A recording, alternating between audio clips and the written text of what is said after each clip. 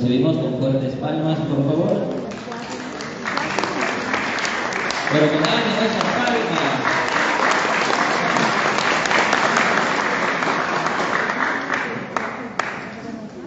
Agradecido a Dios por el don de la vida, permiten saludarnos a ustedes personalmente, y un agradecimiento especial al equipo diocesano principal por la invitación. Bien, volviendo aquí también al lugar de trabajo, desde el año 2015 al 2018, muy agradecido de estar aquí presente nuevamente, a compartir un tema interesante, por demás decirlo, sobre seguridad ciudadana y derechos humanos. Quiero empezar con una reflexión sobre el valor del ser humano. Se dice que al matemático persa Al-Khwarizmi le preguntaron cuál es el valor del ser humano y él respondió: si tiene ética, vale 1. Si tiene dinero, le agregas un 0 y vale 10. Si tiene una belleza profunda o amplia, le agregas un 0 y va a valer 100. Si además es inteligente, le agregas un 0 y va a valer 1000. Pero si pierde la ética, que vale a 1, se queda con los ceros y no vale más que 0. Quiere decir que sin principios éticos, sin principios que manda el Señor, el Divino Creador, para hacer el bien, discerniendo el bien y el mal, nosotros como seres humanos pues quedamos en un 0 si no actuamos con ética. Y esto va a regir para todos, para cada individuo, para cada ciudadano, autoridades, comerciantes, para todos va a regir la ética. Sin ética valemos los ceros que tenemos. Entonces, el gobierno, se dice que el gobierno desde la filosofía política tiene 3 funciones naturales. Una es la de administrar justicia. Administrar justicia para todos los ciudadanos como manda el ordenamiento bíblico, sin favorecer al pobre ni favorecer al rico por su condición de tales. Y lo dicen las Sagradas Escrituras. Justicia. Por eso la justicia se determina como siga, porque no va a favorecer ni al pobre ni al rico, a todos por igual. Administrar justicia es una función natural del gobierno. Brindarnos seguridad a todos los ciudadanos sin discriminación. Y la otra es realizar obras básicas de infraestructura, lo que padecemos actualmente. En cada fenómeno se nos lleva el dinero literalmente al agua. Un desorden, el caos en el tránsito a nivel nacional, entre otras cosas. Entonces no se está cumpliendo con los fines. Y abocándonos a esta función natural del gobierno de darnos seguridad ciudadana, que es el tema que nos aboca ahora, nuestras autoridades, nuestras instituciones, como la PNP, el Ministerio Público, el Poder Judicial, los gobiernos locales y regionales, y ellos mencionan con respecto a la seguridad que no les alcanza el presupuesto, porque son tantas las funciones que tienen que cumplir, que para brindarnos seguridad, dicen, no hay presupuesto. La policía, y basta ver sus declaraciones de los representantes de la PNP, dicen que no cuentan con movilidad para hacer el seguimiento de los patrullajes que nos piden para la gasolina. No cuentan con la indumentaria adecuada para proteger a nuestros conciudadanos. Entonces se quejan del presupuesto. Lo mismo el Ministerio Público. Es más, no ha venido el representante del Ministerio Público porque están en una huelga blanca. Están ellos exigiendo un aumento en su presupuesto, es por eso que tampoco se presentan en las audiencias, lamentablemente. Y eso es un retraso. El Poder Judicial, lo mismo, no le alcanza el presupuesto, por eso es que hay tanta carga procesal en los juzgados que no avanza y se demora una eternidad. Y lo mismo con la atención a los niños y adolescentes, cuando hay denuncias por maltrato físico, psicológico, sexual. Solamente acá en Churicaga, por poner un ejemplo, a nivel de fiscalía y de juzgado, existe una cámara GESE, en donde se entrevistan a los menores de manera privada con el psicólogo para que puedan narrar sin ninguna tensión, ninguna corrección, los hechos, sin mentir. Entonces, una cámara GESE para toda una provincia no es suficiente. Es más, viene también del distrito de Frías, no Rabaca. Entonces, el tema del presupuesto es un problema que impide darnos seguridad ciudadana a todos, sin excepción. Pero si nosotros miramos el presupuesto que se ha venido aprobando, del 2023 se aprobó 224 mil millones de soles a nivel nacional, del 2024 240 mil millones de soles. Para este año que está pasando, 2025, se aprobó 251 mil millones de soles. Y para el próximo año, 2026, ya se está proyectando el presupuesto para la República en la suma de 257 mil millones de soles. Si nos damos cuenta, cada año se está aumentando más. ¿Y de dónde va a salir ese dinero? Del dinero de cada uno de nosotros. Nosotros pagamos los impuestos hasta cuando compramos un caramelo. Y con deuda externa. ¿Quiénes pagan la deuda externa? También nosotros que aportamos los impuestos. Es más, nosotros, los aquí presentes, ya tenemos una deuda externa que pagar. Nuestros padres nacieron con deuda externa, ya nacieron endeudados. Nuestros hijos y nuestros nietos ya van a nacer con deuda externa, endeudados. Y todo para financiar ese presupuesto inmenso que no alcanza a cubrir las necesidades y en especial la seguridad en materia de este tema. Pero, ¿qué pasa con este presupuesto? ¿Por qué no alcanza? Porque, según los expertos, y se ha establecido así, y lo dice también la Contraloría General de la República, el 70% de ese presupuesto se pierde en burocracia, en gastos corrientes. El 30% se distribuye para obras públicas. Pero de este 30% que va para, entre comillas, obras públicas, se pierde en corrupción un 13%. Entonces, no hay seguridad ciudadana, tenemos una sensación de injusticia, un retardo en la administración de justicia, vivimos en un caos, no hay esa sensación de seguridad. Entonces, si nosotros vemos el panorama político, el panorama económico, el panorama social, nos damos cuenta de que nuestras autoridades, principalmente a nivel político, en el estamento del poder legislativo y el poder ejecutivo, se están peleando con ayuda de algunos sectores del Ministerio Público y del Poder Judicial, lo que se llama la judicialización de la política o la politización de la justicia, o el mal llamado lawfare, que es la guerra jurídica. Y eso está en toda una bibliografía que podemos estudiar. Por eso es que nuestras autoridades se entretienen en estos temas para quitarse el poder, para tener la cuota del poder y el dominio sobre los demás, y no se aboca a darnos una de las funciones que tiene el poder el gobierno, de darnos seguridad. Entonces estamos a las expensas de los malos ciudadanos que nos atacan, vulneran nuestros derechos. Entonces vemos pues en la realidad que se cumple también lo que dice el mandato bíblico, ¿no? En Eclesiastés, cuando menciona de que el hombre busca dominar al hombre para su propio mal. Entonces ahí estamos nosotros percibiendo que hay toda una justicia política que viene de Dios. Ahora bien, con respecto a los derechos humanos, ¿qué tenemos que decir? Los derechos humanos, sabemos por historia que después de la Segunda Guerra Mundial, desastrosa guerra que mató inocentes, se dieron, los estados conjugaron en la Organización de las Naciones Unidas, se dieron estos derechos humanos, la Declaración Universal de los Derechos Humanos. Pero ¿qué establecieron ahí? Principios básicos. Primer principio de la universalidad, que los derechos humanos son para todos, sin excepción. La inalienabilidad, son inalienables, no se pueden quitar, incluso si cometes delitos. Son indivisibles, se protegen todos los derechos humanos, todos los derechos humanos sin excepción se protegen. Y uno más, que es un principio de neutralidad religiosa. Acuérdense de esto, neutralidad religiosa, como otro de los criterios que establecieron para los derechos humanos. Neutralidad religiosa porque no va a depender de una cosmovisión teológica, sino del consenso humanista global. Lo que decidieron los estados representados en esta reunión en la ONU es lo que vale. No se mezcla la iglesia con el Estado.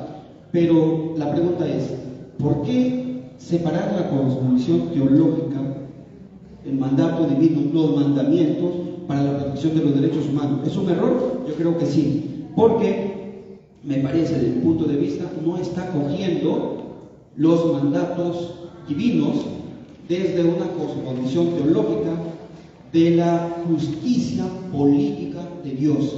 Y yo les invito a revisar, obviamente no ahorita, después en YouTube hay una psicóloga experta en estos temas, para mi criterio, que habla sobre la justicia política de Dios. O Dios y la justicia política es un libro, Landa Cope es su autora y tiene varios videos en YouTube, pero hay un libro, si gustan se lo puedo pasar virtualmente también. 20 años de estudio para elaborar este libro, desde el Génesis hasta el Apocalipsis. Ahora, una de las funciones, como hemos dicho, es la seguridad por parte de los gobiernos para los conciudadanos, que no se está cumpliendo, ya lo vemos que sí, no se cumple a medias.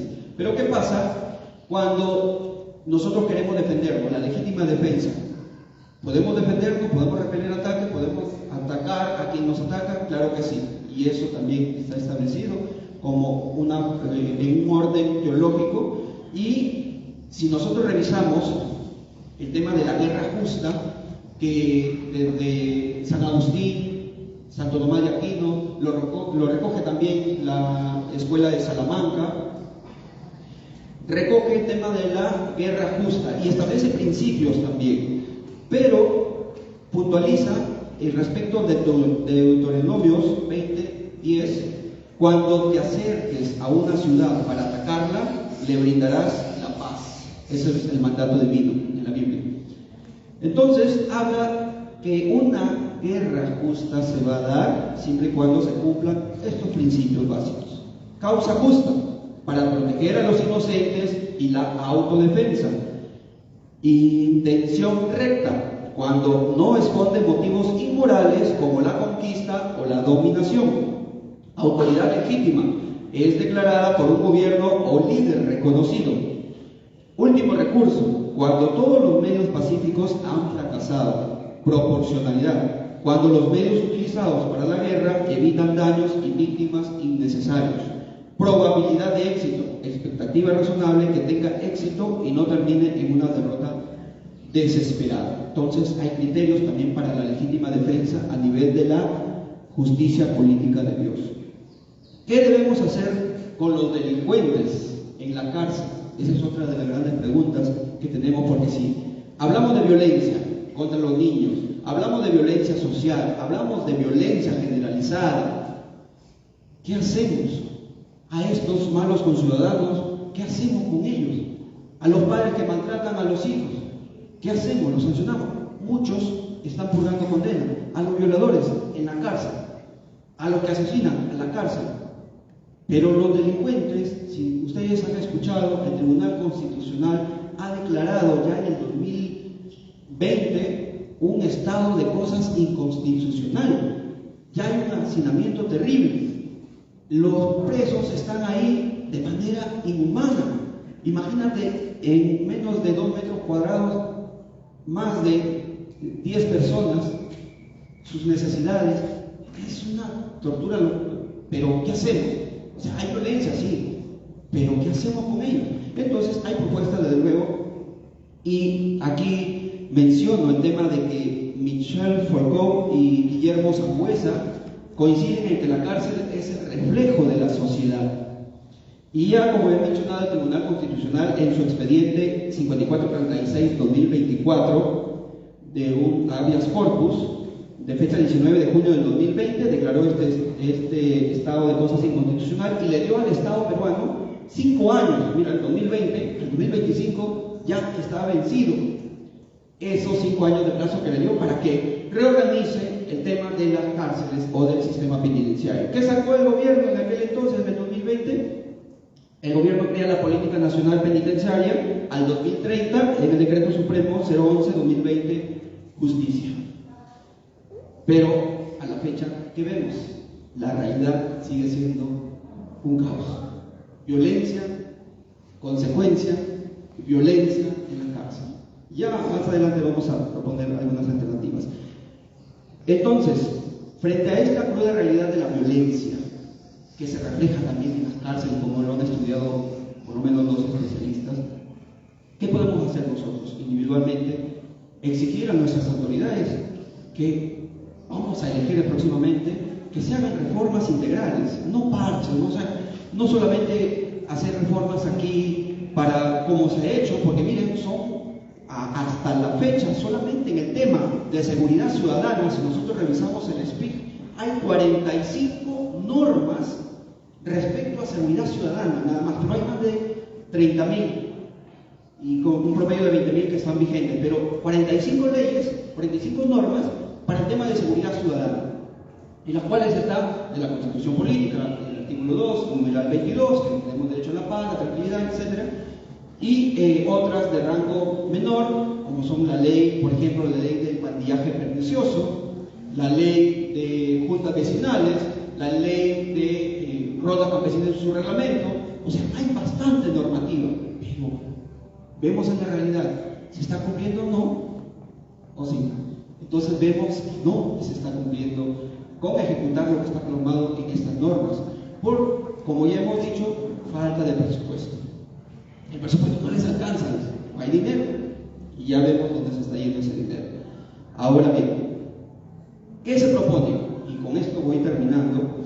Desde hacer reformas integrales, ya hay propuestas varias, por ejemplo, para el tema de las reformas políticas, económicas, a nivel de educación, a nivel de sistema de pensiones, para tener pensiones y jubilaciones dignas, no como lo tenemos ahora, en cuanto al sistema político también. Pero esto tiene que ver con lo que manda la luz divina, lo que manda la palabra de Dios. Claro que sí, porque, por ejemplo, si ustedes han leído en la Biblia, en Romanos, en Reyes, cuando habla de Josías, el rey Josías, está creo en dos, Eclesiastés, si no me equivoco, y en Reyes, en el libro de los Reyes, en la segunda de Reyes, habla del rey Josías. ¿Qué hizo el rey Josías?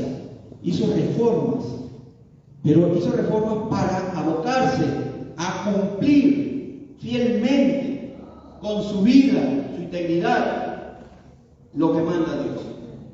Eso es lo que hizo el rey Josías. A todo su pueblo lo llevó a hacer esa reforma y a vivir lo que manda Dios. Y eso es lo que tenemos que hacer nosotros, en lo político, y exigirle también a nuestras autoridades que lo hagan. La reforma económica también. ¿Para qué? Para capitalizar a todos. Porque mira qué vemos ahora, nuestras familias, nuestros conciudadanos, padres, madres de familia yéndose a trabajar fuera a veces de sus ciudades de origen, dejan a sus hijos horas solos o a veces con un familiar cercano, pero no coadyuva en la educación, está apartado, está cansado, llega después de horas de jornada de trabajo a descansar, y estos hijos, estos niños, y ahí se va generando un círculo de violencia. Entonces, en la reforma del sistema político también, lo que manda la primera carta de Samuel, todo el capítulo 8, les invito a leerlo, de la primera carta de Samuel, que denuncia la tiranía, pero también dice cómo deben ser las autoridades, cómo deben ser los reyes en aquel entonces y actualmente, cómo deben ser nuestros gobernantes. Primera de Samuel, capítulo 8, lean y se van a dar cuenta de lo que dice. ¿Cómo deben ser nuestras autoridades? No deben tener más caballos, más dinero, más mujeres en aquel entonces, y ahora no deben tener más dinero, más poder que nosotros conciudadanos.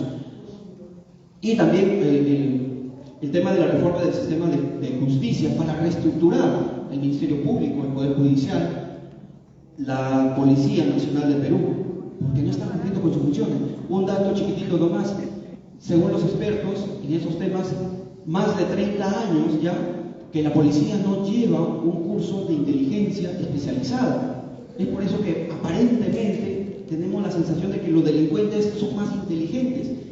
Y hay un informe periodístico de Panorama en donde habla de la trazabilidad de las armas.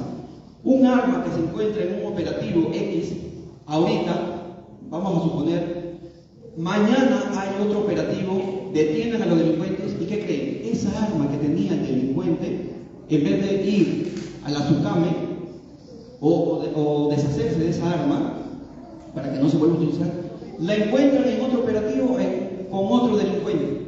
¿Qué está pasando? Y ese informe periodístico, esa denuncia periodística está en Panorama, y establece pues de que los policías, los malos policías, porque hay buenos, hay contadas esas acciones, venden las armas a los delincuentes, juegan con los delincuentes. Y eso nadie me va a poder decir que no, porque se da en la realidad. En las noticias lo vemos. Entonces, ¿cómo vamos a poder defender a nuestra ciudadanía si los policías no están cumpliendo con su función ética, los mandatos divinos que son tan hermosos? Entonces son propuestas que se están realizando desde esta perspectiva individual y de algunos grupos de colegas también, y tomar como referencia pues el tema de la lectura del Levítico, capítulo 19, del 9 al 18, cuando habla de cómo debemos actuar con justicia.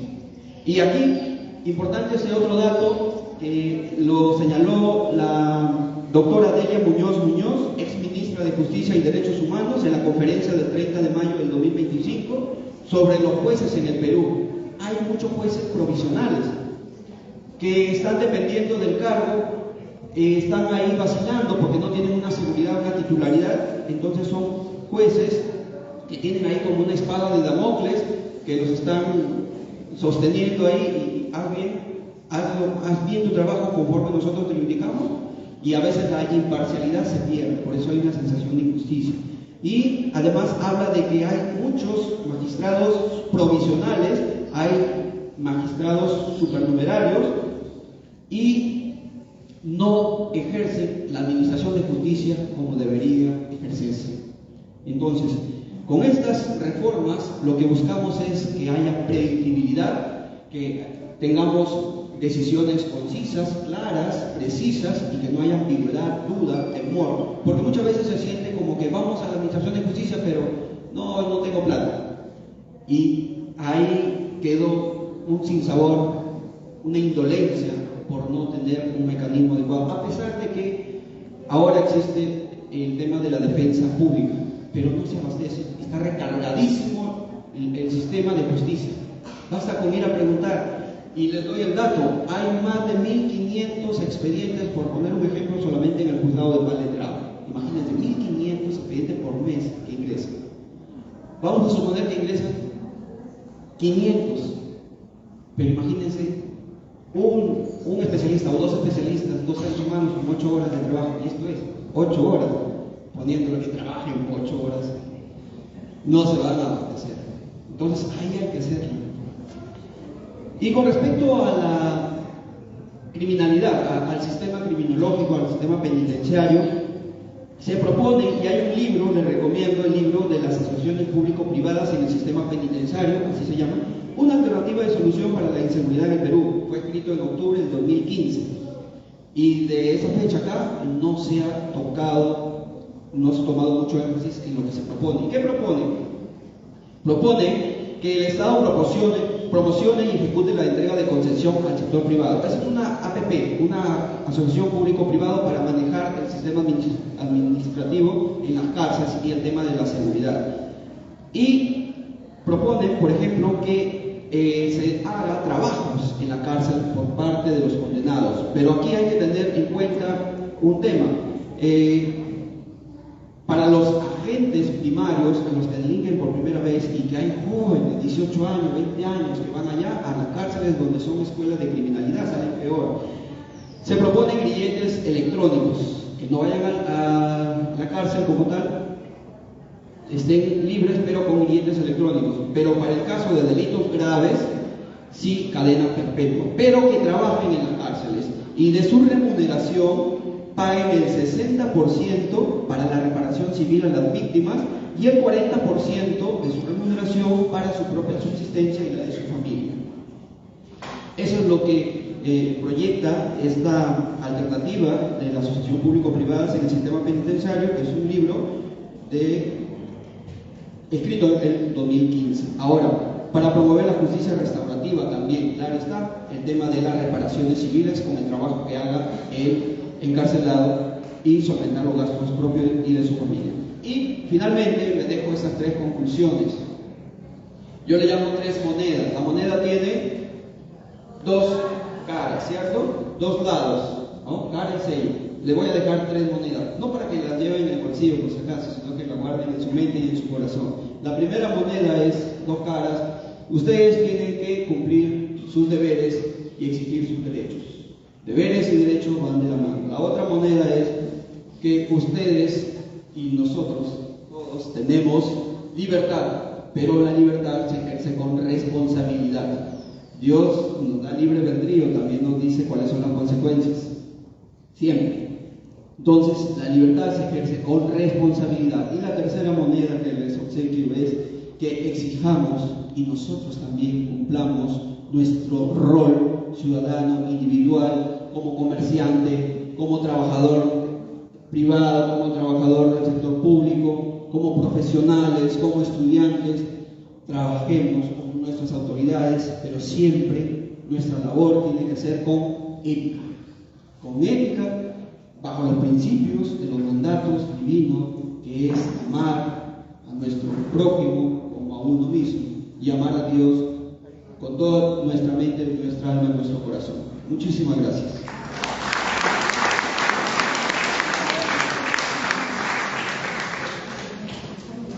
Muy bien, agradecemos estas tres intervenciones. El abogado Martín Vidal, de la magíster Dafne Zapata y del abogado José García.